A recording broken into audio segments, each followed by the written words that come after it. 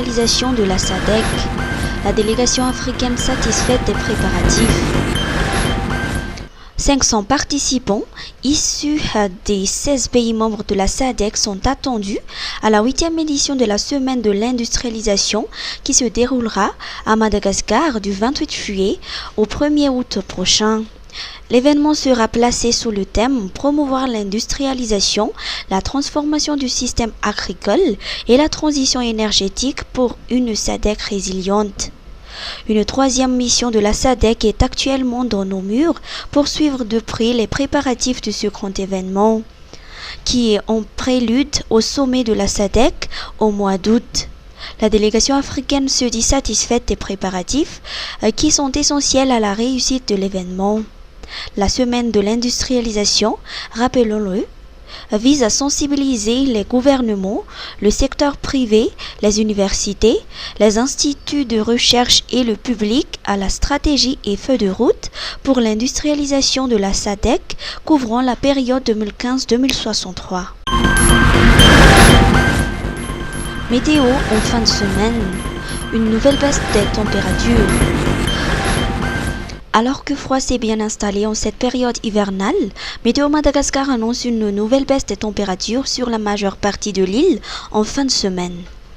Les minimales oscilleront entre 4 et 25 degrés Celsius, tandis que les maximales varieront de 19 à 35 degrés Celsius. Par ailleurs, un nouvel épisode de forte houle pourrait perturber les activités maritimes sur le centre-ouest, sud-ouest et sud du pays vers la fin de cette semaine. Une vigilance jaune pour forte houle est en vigueur entre Murumbe et Tolanar, tandis qu'une vigilance verte est prescrite entre Mentran et Murumbe, ainsi qu'entre Taolanar et Hababambi. Vaovao lehibe ho amin'ny mpakafy baolina kitra eto Madagasikara. Star Times sampapita official ny Coupe du Monde des clubs 2025.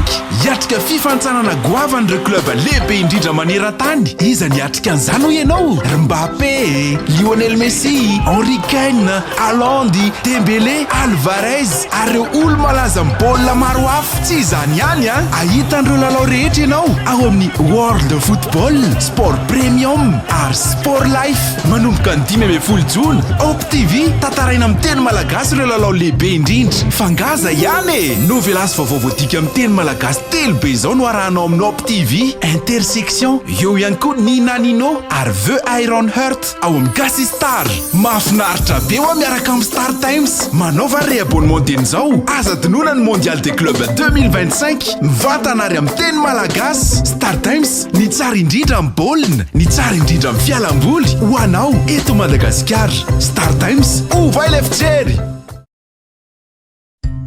Isolife ahitana karazan'entana maro samihafa ilaina amin'ny fiainana andavanandro amin'ny vidiny mirary, toy ny kojakoja ho an-tokantrano, ny kilalao sy ny fitaizana ny ankizy, ny fikolokoloina amin'ny vatana, ny fetim-mianjaika sy ny sisa sy ny sisa. Ho avy izao ny fety ampifalifaliana ny zanaka sy ny havana manjakaizy koa tongava fa afa-po anoina atao Isolife. Isolife Analakely eo akaikin'ny lapan'ny tanàna, misokatra isan'andro, fivarotana online ao amin'ny page Facebook Miso Mada Sandwich, afaka miantso koa amin'ny larana 038 06 686 06. Isolife, afa-po anao.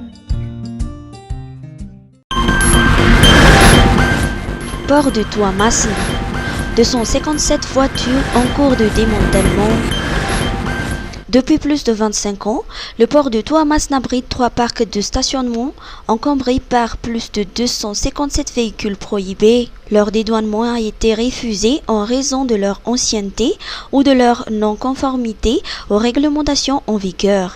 Exposés aux intempéries, ces véhicules ont subi des dommages considérables dus à la corrosion tout en occupant des espaces logistiques stratégiques de manière inutile.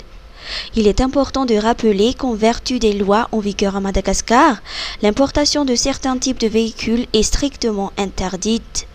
Cela inclut les camions de plus de 15 ans dont le poids total autorisé en charge dépasse 3,5 tonnes. Les véhicules de transport en commun ou de personnes âgées de plus de 10 ans ainsi que les véhicules conçus pour la conduite à droite. Ces mesures ont pour objectif de renforcer la sécurité routière, de minimiser les impacts environnementaux et de protéger la santé publique, tout en favorisant la modernisation progressive du parc automobile national. Pour remédier à cette situation, la douane malagasy a lancé en février 2025 un appel à manifestation d'intérêt pour organiser une vente aux enchères sous condition de démantèlement, conformément à la décision du Conseil des ministres du 24 avril 2024. Cette décision impose la mise en enchère systématique des véhicules prohibés à l'importation et interdite à la circulation, avec une obligation de destruction. Le processus de démantèlement est actuellement en cours dans l'enceinte du port.